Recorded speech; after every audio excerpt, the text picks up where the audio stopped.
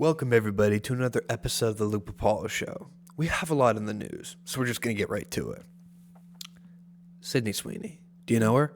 Everybody seems to know Sydney Sweeney. And how could you not know her? She's the Marilyn Monroe of our generation. Well, she went viral recently, as if. But she went viral recently for her commercials with American Eagle highlighting their jeans. And traditionally, you wouldn't have any pushback, right? There was pushback from the left, and we'll get to that. But there was a lot of pushback from the American left, particularly because she did sexualize herself a little bit in the commercials. And it's quite odd because this is something that they used to praise. But ever since they went away from regular femininity and they embraced the plus size models, the ones that even though they looked like men, they would say, oh no, they're female, and you have to say that they're female. They've embraced the septum piercings, the little bullhorn things like that. And those were the models, people that you wouldn't necessarily traditionally want to look like. But Sydney Sweeney goes viral, and the left hates it. And we're going to play a couple of these advertisements, just two, right? And I want you all to see what they're attacking, and we'll explain why they're attacking it in a brief second, but here is the first of the two commercials I'll be playing. My body's composition is determined by my genes. Hey, eyes up here. Sydney Sweeney has very genes. Okay, so we get what this is, right? The whole play. Sydney Sweeney has great genes, meaning the jeans that she's wearing, but also the genes that come with her body. Okay, we get it. I'm going to be married in 4 weeks, so let's just not expunge on that. Anyway, the next commercial here is a little bit similar, but I'll just play it for you. Genes are passed down from parents to offspring, often determining traits like hair color, personality, and even eye color. My genes are blue. Sydney Sweeney has very genes. Okay, so she's doing the hot voice, right? Playing off her sexuality, okay? Talking about blah, blah, blah, genes. My genes are blue. Genes are about hair color, eye color, whatever. And then American Eagle says, once again, Sydney Sweeney has great genes, implying a double entendre. And so tell me, everybody, do you think that's Nazi-like? Do you think that's fascist? Right? You don't. You're thinking, oh, it's a cool play on words because it's her genes and then her genes that gave her the body she has, right? Objectively, again, getting married in 4 weeks. But ironically enough, a lot of people on the left were really mad about this. And I mean, they were freaking pissed. Why do I say that? Why do I say that? Is this just something I made up? Unfortunately, no. Unfortunately, no. In fact, there were many articles that were written about this, and I want to show you a screenshot of a couple different ads, right? And so American Eagle was attacked. Here's a couple different articles right here. We're just going to read the titles for you, but we'll put all these screenshots of the titles up on the screen. Yahoo. Sydney Sweeney's American Eagle ad faces backlash for racial undertone. What the fuck? Washington Post analysis. How American Eagle Sydney Sweeney good genes ad went wrong. What do you mean? It's just an ad. The Independent. Sydney Sweeney's American Eagle campaign sparks intense criticism. How? The Business of Fashion. The marketing magic behind Sydney Sweeney's American Eagle campaign. So that's a positive. NBC. American Eagle sparked backlash for touting Sydney Sweeney's, quote, great genes. Fox News. Sydney Sweeney's racy ad sparks outrage, but fans defend the anti-woke style. Salon.com. Sydney Sweeney's new campaign draws fire for racial undertones. And on and on and on. Newsweek right here. Sydney Sweeney fronts ad campaign for genes, sparks debate about eugenics. What the fuck? It was an ad about genes. And it wasn't about eugenics, dipshit. It was about her jugs. It was about the tits. You don't get it? Maybe you don't get it because all of the authors are gay. They don't understand who the ad was catering to. But the list, it goes on and on. We have a New York Post article over here, and we're going to read it for you because I just want to show how, for lack of a better term, just mesmerized these people are with this advertisement. And quite frankly, it doesn't make sense. And I want you guys to see how crazy this is, okay? So this is from the Post. Here we go. The title of the article says, if it loads, bear with me. The title of the article says right here, Sydney Sweeney's American Eagle ad is being slammed as, quote, Nazi propaganda by crazed woke mob. Sydney Sweeney being sultry in a jeans ad? You'd think it's something all Americans could come together on. But the new campaign from American Eagle, starring the blonde-haired, blue-eyed beauty, has sent the woke mob into a meltdown, in part thanks to the tagline, which rips off denim jeans and a person's genetics. This punny play on words was enough to trigger the woke mob, with many on the left interpreting it as a nod to eugenics, and some going as far as to call it outright Nazi propaganda. And this is just so crazy. And I have one more thing to show you. So not only did people write articles about this, I mean, we literally just broke it all down, but there are women that legit had a meltdown over this. Now, granted, I think Trump did, he just did recently sign a bill to examine reopening all the mental asylums. And he hasn't been doing much good as of late, but that is something that I think a lot of these women will need, okay? What do I mean? Luke, what do you mean?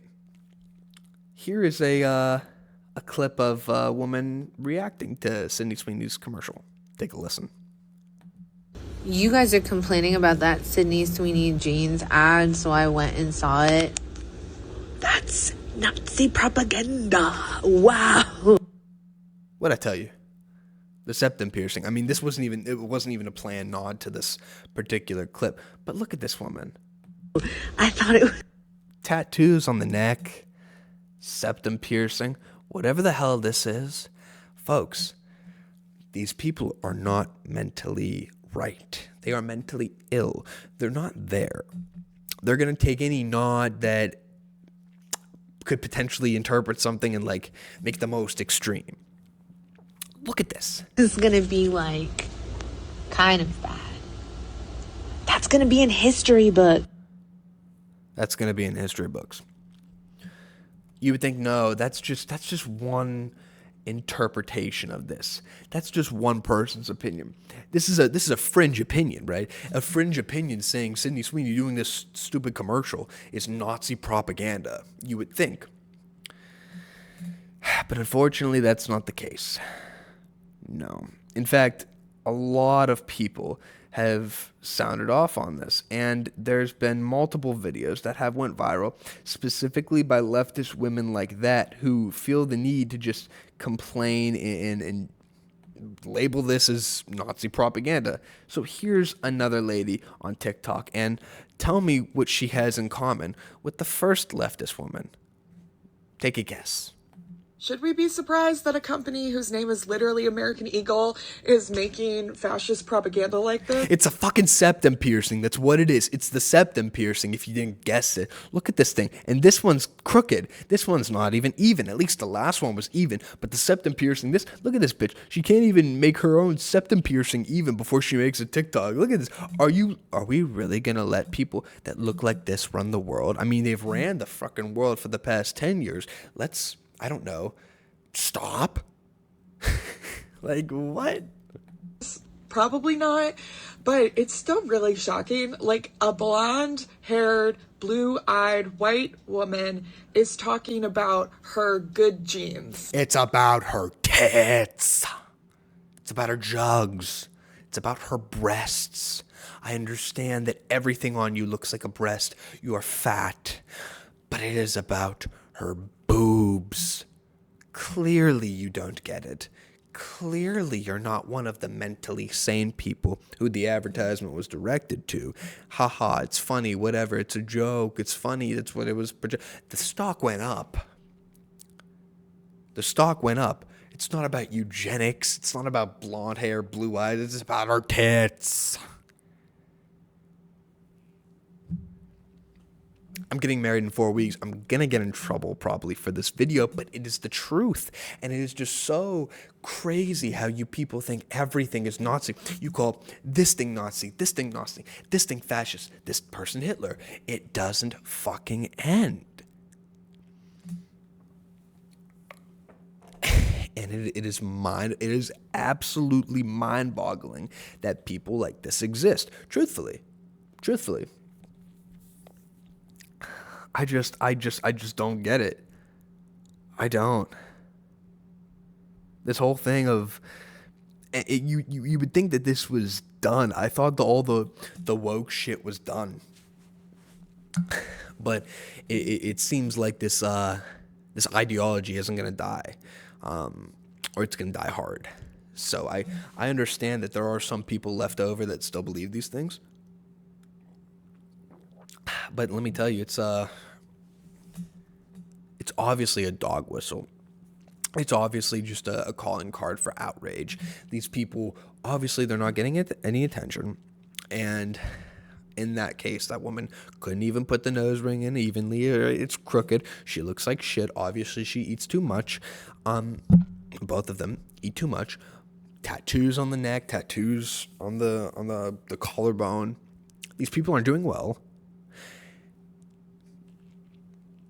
We're going to label it fascist propaganda. We're going to label it Nazi. Like anything else, anybody else that presents themselves decently, takes care of themselves. I don't know if Sydney Sweeney is a Nazi. A single version of me would say sign me up. And if democracy is those two fat bitches, then get me the hell away. All I'm saying. Like, we're starting the show off on fire today. I have a transition. I'm sorry for the lip smacking, but I am very excited about this next topic. So I've been talking about Fantastic Four for a long time now, and my anticipation for the film. And let me just tell you, I saw it. I recently saw it. I saw it on Friday. And my thoughts after the film, I'm very pleasantly surprised. I will say that. You know, because I wasn't really expecting anything from this film. Truthfully, I didn't want to be disappointed. And I was really, really excited. The film starts off really, really fast, right? A couple villains they fight early on, but particularly Mole Man. And I remember this report of the Fantastic Four going to be fighting Mole Man in the beginning of the film. But for some reason, man, I really like how they translated him to live action, and I really like that they included him. Because he's like probably a C-level Marvel villain, probably B-level Fantastic Four villain, a mainstay in the comics nevertheless, but not a big bad by any means. But I like that. And then I think they had the Thinker too, and I forget the last villain. But nevertheless, I like it. It was cool. You didn't have an origin story for the Fantastic Four in this movie, and that's something I really appreciated because we've seen it twice already. With the, I believe it was 2004 version, or the 2005 version, where you had Jessica Alba, and then you had Fan Forstig in 2015 with Miles Teller, Michael B. Jordan, etc. Which, I mean, we can all forget that. But we've already seen this origin story, so I really appreciated the fact that they just like went past it. We know what happened, right? They were in space, they got these powers, whatever. But really, really, really like that. So fast movie, right? You're into it. And something I also really did appreciate about this film is they didn't make anybody dumb. Like traditionally, you would have Johnny Storm, you would have Ben Grimm, the Thing, and the Human Torch. Kind of like, for lack of a better term, a little bit stupid for like comic relief. That wasn't the case. Like they all had a reason to be in space. They were all pretty intelligent. Nobody came off as dumb. I really liked how those two characters in particular were written. So you have them, they're fighting, and then Silver Surfer Shalabal comes.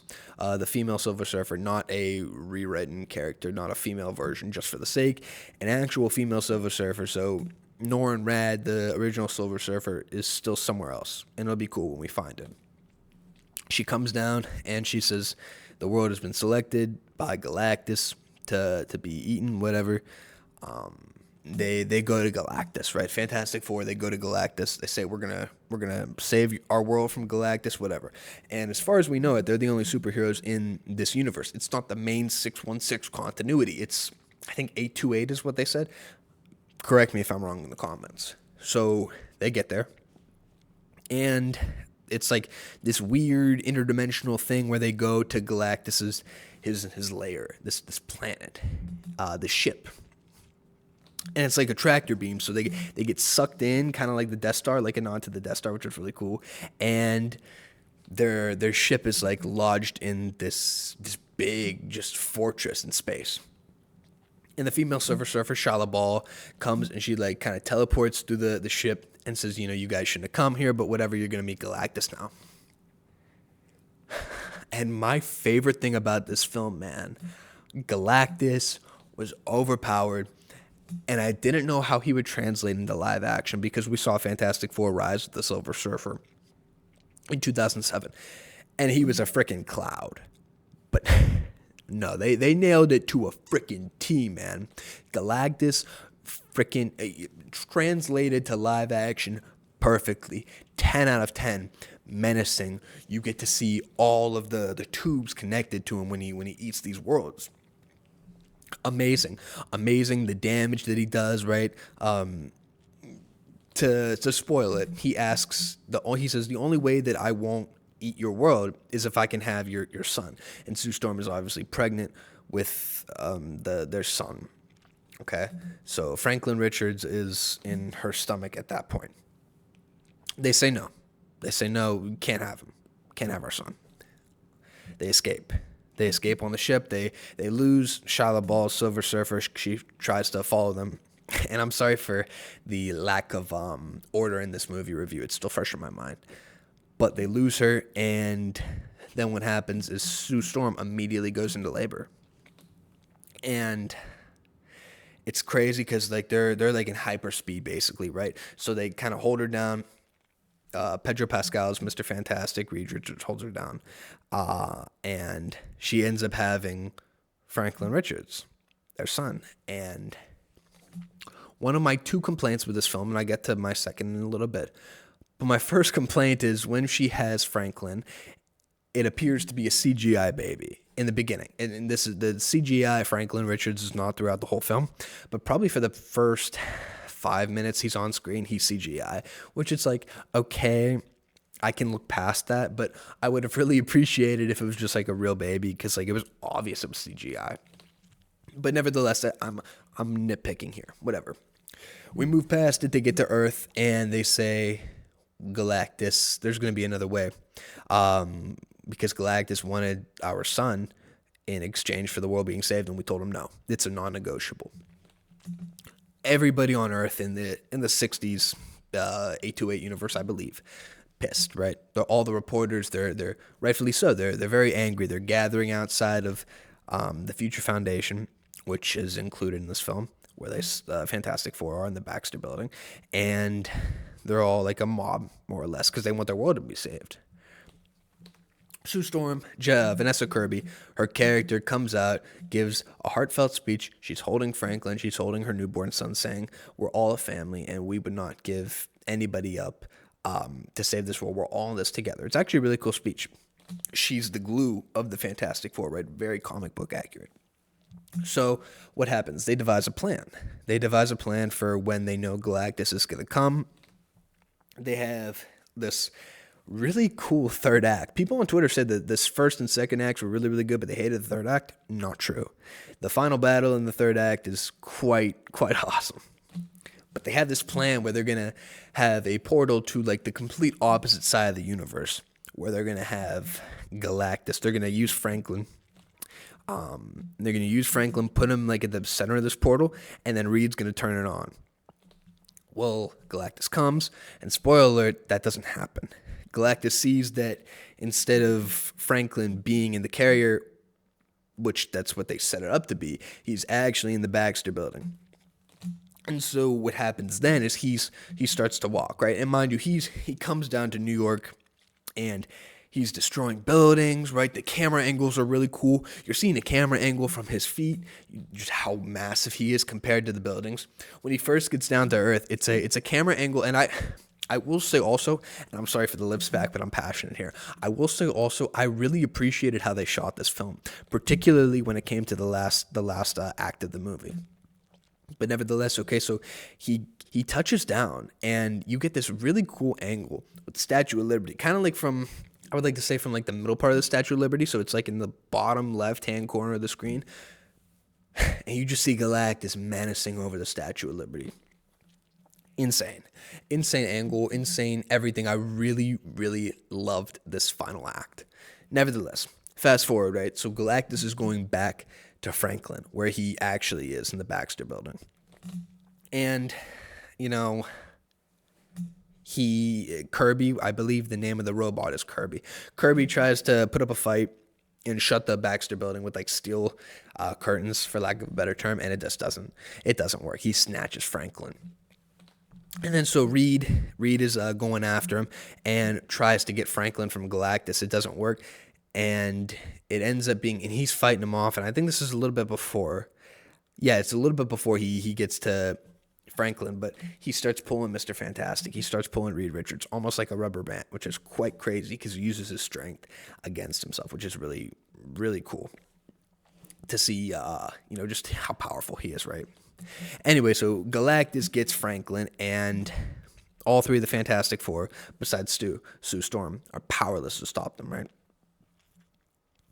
And then we see the coolest act of any mother in the MCU for at least my recent memory. Sue Storm sees Galactus has Franklin. She goes to him. She uses all her power, and they're able to get Franklin from Galactus's hand. And she uses all her power to push Galactus back and get him into this portal that's still open. It can only be open for 37 seconds, so they didn't have a lot of time. And she ends up pushing him in. But what happens is he climbs out. He starts to climb out. Johnny Storm goes to sacrifice himself and push Galactus in, right? And with him, he would also be in the portal, completely opposite side of the galaxy, right? You think Johnny Storm is about to save Franklin, save this entire world, and sacrifice himself. And then the female server, Shala Ball, pushes him out of nowhere. She catapults Galactus back into the portal and saves the day. And you think, what an insane character arc, because she was Galactus's herald in the beginning, acting as his slave, right? It's also in the plot, in her character arc, Johnny Storm kind of confronts her, and it's revealed that she sacrificed herself for her world and her kids, or her child. So her world gets to survive while she is the herald of Galactus. And so that's like her motivation for being evil. But you see her character arc, and she becomes the hero. She becomes the one that saves this entire world from Galactus. So pushes Johnny Storm out of the way, and she catapults Galactus back into the black hole. Boom, it shuts, saves the day. But there's one problem. Sue Storm is dead. She used all her energy. She went OP. All her energy to push Galactus back, and she pushed him back. Try and get him in that portal. And she dies. Mr. Fantastic, Reed Richards, he tries to give her CPR. Nothing.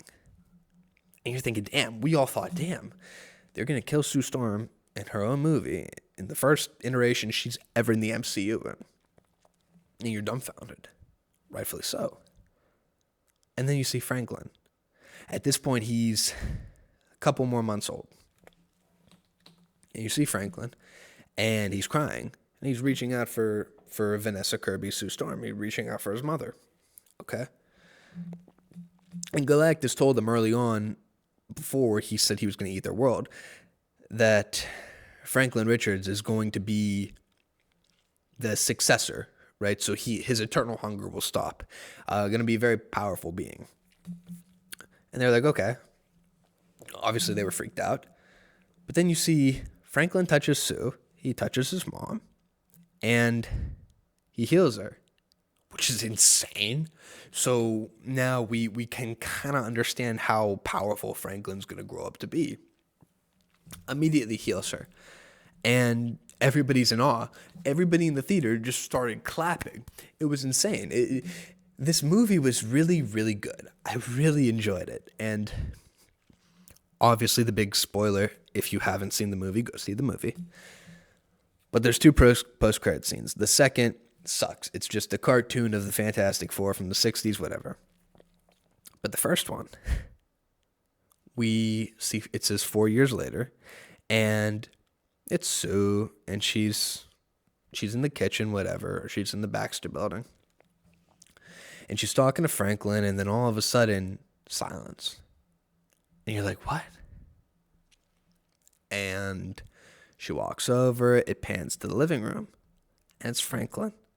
And he's looking at none other than Robert Downey Jr.'s Dr. Doom. And the whole theater lit up. Everybody was so excited, and you didn't see Robert Downey Jr.'s face. You saw the back of the Doom hood and the Doom cape. You could see he was holding the mask. And there's a lot of theories about this. They're saying Franklin potentially healed Dr. Doom's scarred face, so now he looks like Robert Downey Jr. We'll get into that in a second, but this film, man, obviously the world is saved, and they're not on Earth yet. So that final battle they won, and everything was preserved, and it was a really good family movie. I was really happy about it.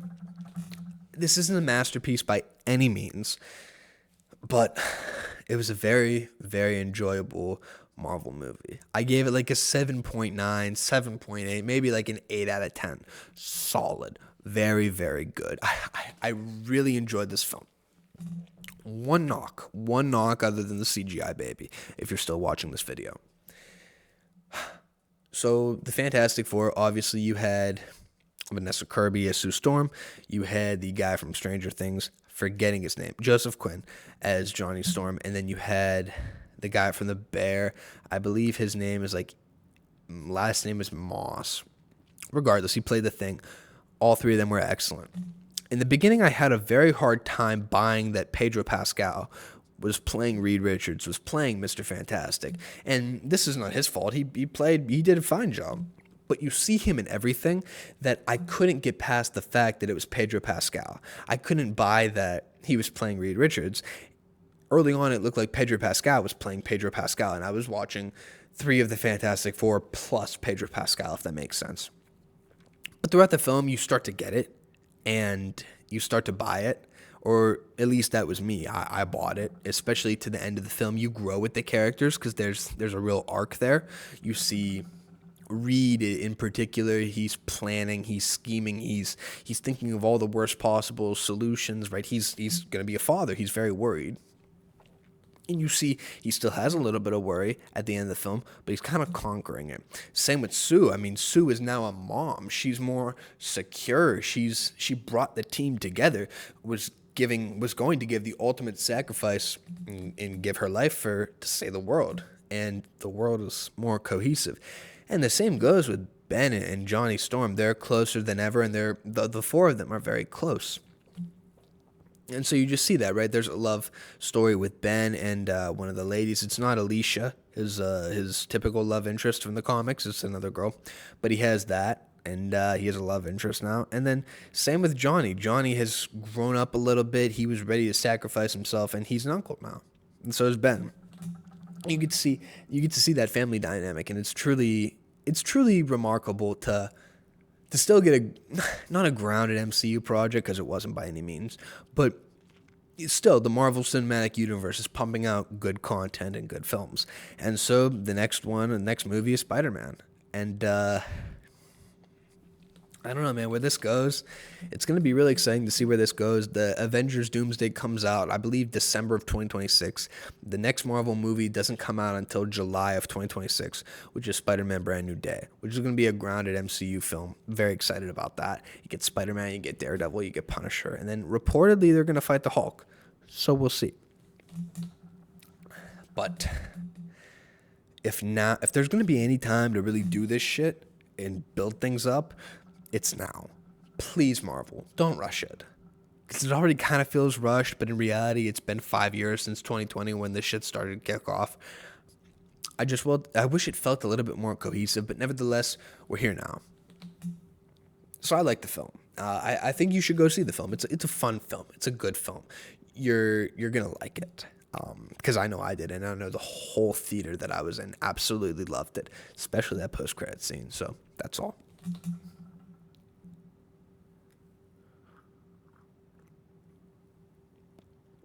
We're like half an hour in, fellas. Half an hour in. Apologize if there's any background noise. I'm trying not to smack my lips. I know there's complaints in the comments, but I'm trying here. I am trying. We have a couple more topics, and then we'll probably cap it. There's a lot. Oh. Okay. So there is this topic in the news of a community in Arkansas. It's about 40 people, but they're all white. Wouldn't sound like a problem initially. However, it's a private community, and they're not letting in anybody who is a minority, so anybody who's not white, and they're not letting in gay people. And you would think that maybe this is a problem, no? And yes, it was a problem, but not for what you would think. You see, these people wanted to live happily because some people who don't happen to be white aren't necessarily the most pleasant people. Not the majority of these other people, but it's a good amount where some different types of white people, not to put it politically correct, just don't want to live around your shit. And so this became a really big issue, and like I said, the community is in Arkansas, and we have a report here coming from AF Post, and I really wanted to show you guys this because it just got a lot of attention a couple days ago. And so right here from AF Post, it says Arkansas's Republican Attorney General Tim Griffin has launched an investigation into Return to the Land, a white-centric intentional community founded by Eric Orwell in the Ozarks. Griffin condemned the project for, quote, racial discrimination and alleged that it raises, quote, all sorts of legal issues, including constitutional concerns. And see, what the problem is that maybe if whites were the only ones, if this was the only racially segregated community intentionally, then this would be a problem. But folks, that's not the case. You see, there's a couple different things that more or less influence this, okay? Example one, these particular people don't want to live around black people. That's just what it is. We don't have to put it politically correct. It's just what it is. Here's an example. Hey! Put it down! Put it down! Put it down! Put it down! Man, you gotta stop!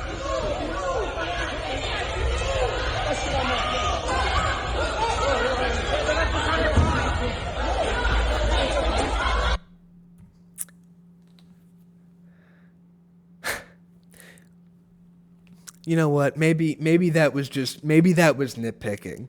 I hate to nitpick. What about a scenario like this? So let me tell y'all how Carnival really don't play black people music no more, and they be discriminating. We just told the DJ to turn us up, and he told us that he can't play no black people music, and that's hella fucked up. And I'm ready to go because I'm drunk. Like, I don't want to listen to retro music. What the fuck is this? Like, it's just drop. Obviously, that's Carnival recently announcing they're no longer going to play rap music because some people can't handle it. But again, maybe I'm nitpicking. I don't think I am, but maybe I'm nitpicking. Maybe these are just two scenarios that are just outliers. Transition, here's something that a video that somebody posted on Twitter because of this outrage in the all-white community, these white people wanting to live on their own. So somebody spliced a video of an all-white town versus a multicultural town. And maybe these people in Arkansas have a point.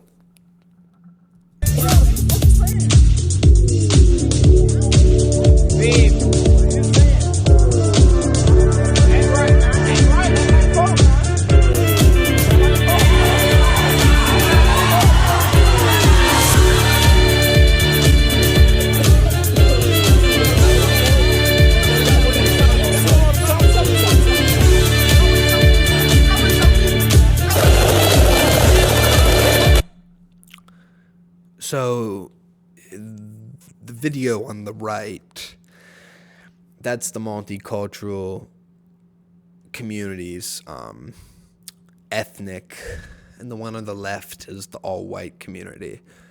I can't play that video on YouTube because YouTube would take it down, because the one on the right, the multicultural ethnic one, they're shooting off guns, automatic guns, and would get taken down. The one on the left, they're walking golden retrievers, everything is pleasant, polite society, all of that. So you tell me if these people in Arkansas are justified. We also do have an article, but just really, really think real quick, like, maybe these people have a point.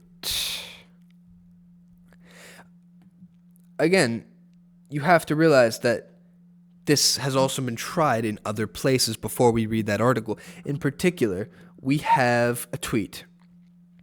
So Orthodox Jews do have a development like this white community in rural North Carolina. We also have Muslims building a huge gated master plan town just outside of Dallas. That was 420 acres that was being announced. Additionally, there are parts of New Jersey that are entirely Hindu. And then black people do have exclusive control over huge swaths of major cities and total control over other areas, right? We have a link here, and I'm going to show you. So this is Sky News attacking this white community. And I haven't shown you any videos of this white community, but just see how harmful this really is. No blacks, no Jews, no gays. High up in the Ozark Hills, in the state of Arkansas, dozens of people have been working hard, building houses and a new type of community. It's called Return to the Land, and it is a town open to white people only. They are millennials and Gen Z, and this is a new update of age-old prejudice. What we've done here is establish a place where we have control over who our neighbors are, and that is just for the sake of preserving, our culture. And that culture, effectively, we're saying this is a white culture, a whites-only place. White American culture. But what this sounds like is bringing back segregation. Is that a fair assessment? It's free association. So we're not trying to keep other people down. This is a small settlement in the middle of the Ozarks. But they are being kept out, even if... you don't let everyone into your home. Around 40 people live here. Hundreds more from across the world have paid to be members. And while the men do the physical labour, the women take care of the children who live here full time. It could be a very loving community if you're part of the community, but if you're black, or if you're Jewish, or if you're gay, you can't be part of that community. They can have their own communities, and they already do. You might be wondering how any of this can be legal. Return to the Land is structured as a private members association, which they believe allows them to discriminate on the basis of ethnicity, along with other factors. That has yet to be tested in the courts and may well fail. The Arkansas Attorney General has said his office is now... I read that to you.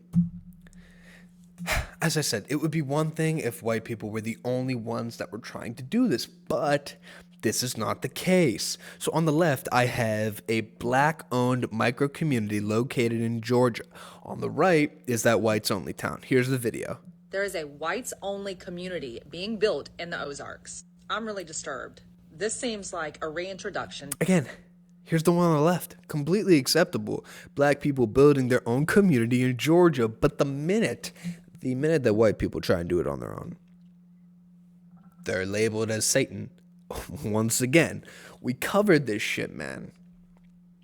We covered this multiple times on this program, and we're going to continue to cover it. You are going to see more communities formed like this. And if the Attorney General strikes it down or says it's unconstitutional, you're going to get a fight. This is going to be a big thing because more and more people are tired of the shit. More and more people are tired of having to move from the city limits, out from the suburbs. This is a trend in every single major American city, and even the minor ones too in the Midwest. My father, 40 years ago, grew up in the city of where we live, right? In our town, about 5 minutes outside the city, okay? 40 years ago, that was a respectable, middle class, not even white, just a middle class neighborhood where the people worked in the steel mills. They had multiple families. It was a safe community, okay? 40 years later, it's a war zone. It's one of the worst neighborhoods in the country. You go to you see the pictures back then from 40 years ago in the neighborhood where my father grew up, and they take care of their homes. There's families in the background of the pictures, right? People are smiling. It's nice. You go there today, the windows are broken, the doors are boarded up. The walls, the outside of the homes are all cracked. There's trees growing through the houses. A lot of the houses aren't even there anymore because they were such a hazard. They were knocked down by the city. These are not things that should be happening. In a normal functioning society, the neighborhoods should be good over time. Laws shouldn't cease to exist in certain neighborhoods. It shouldn't crawl from the city outward, driving the middle class, driving people that are more affluent out further and further from the areas that they did have their roots in. That's the problem. And I'm not even saying it's a black, yes, in this scenario, it happens to be a black issue. Why can't people live on their own? Why can't people have a choice and want to live away from all of the shit? More and more increasingly in this country, there is more shit. Am I stupid? Am I crazy? I don't think I'm stupid. I don't think I'm crazy. I see this more and more.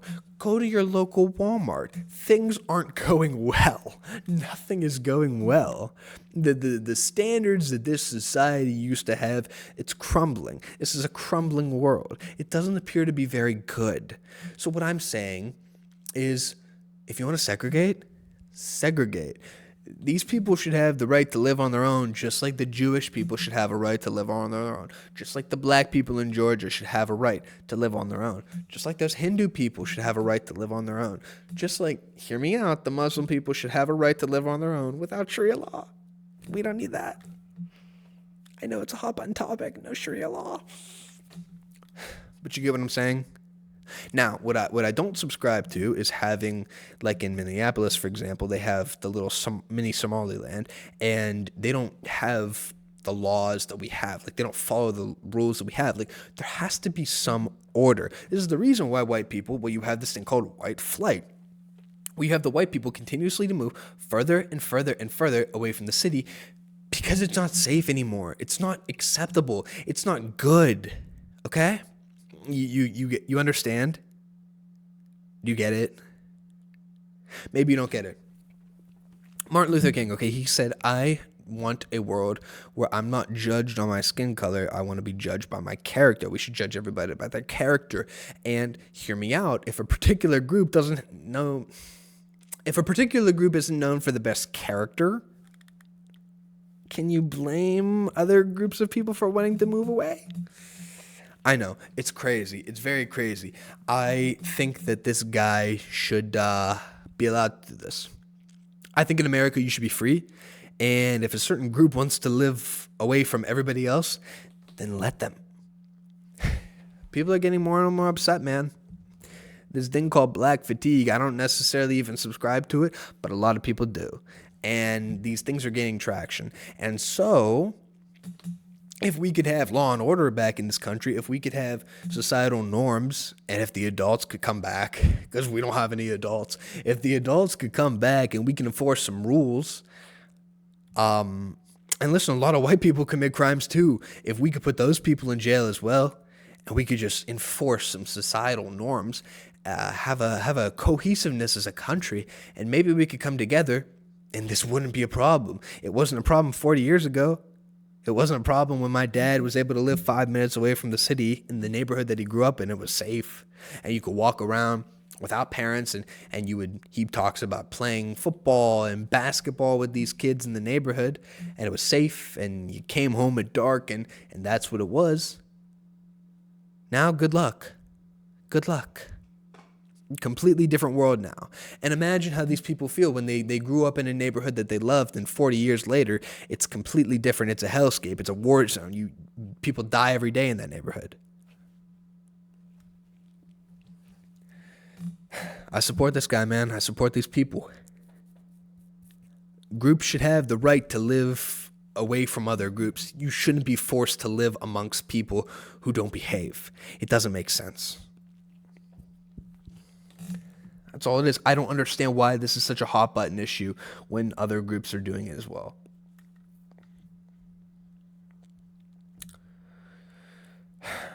I don't get it. That might be the last topic. I'm not sure. Should I do one more? I think I'm done. Oh, no. I have at least one more topic. You guys might like this, actually. Billie Eilish. Billie Eilish, do you know who she is? She's quite popular. You must know who she is.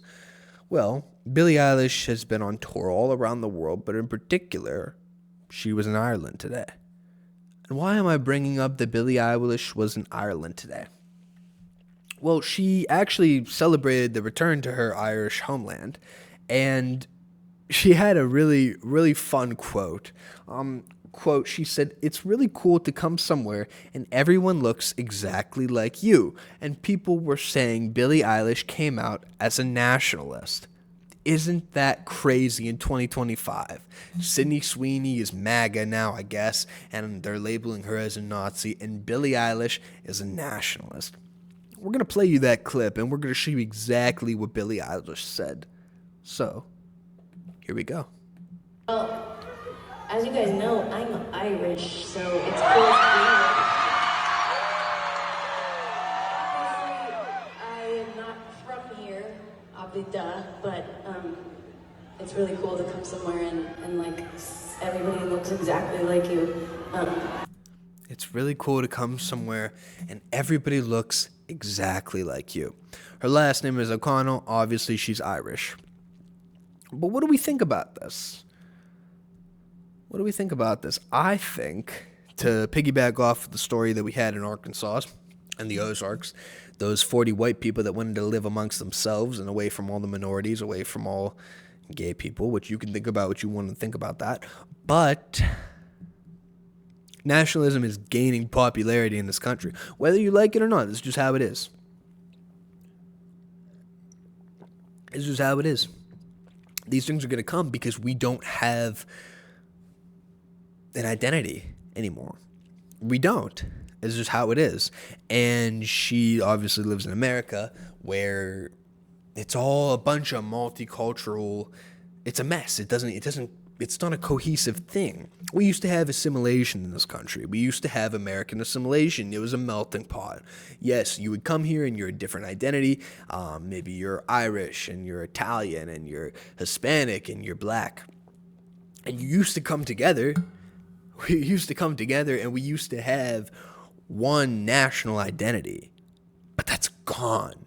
For some reason, they shipped over the Indians with the H-1B visas, and Somalians, and the people from Syria, the refugees, and for some reason, something got stuck and nobody seems to want to assimilate anymore.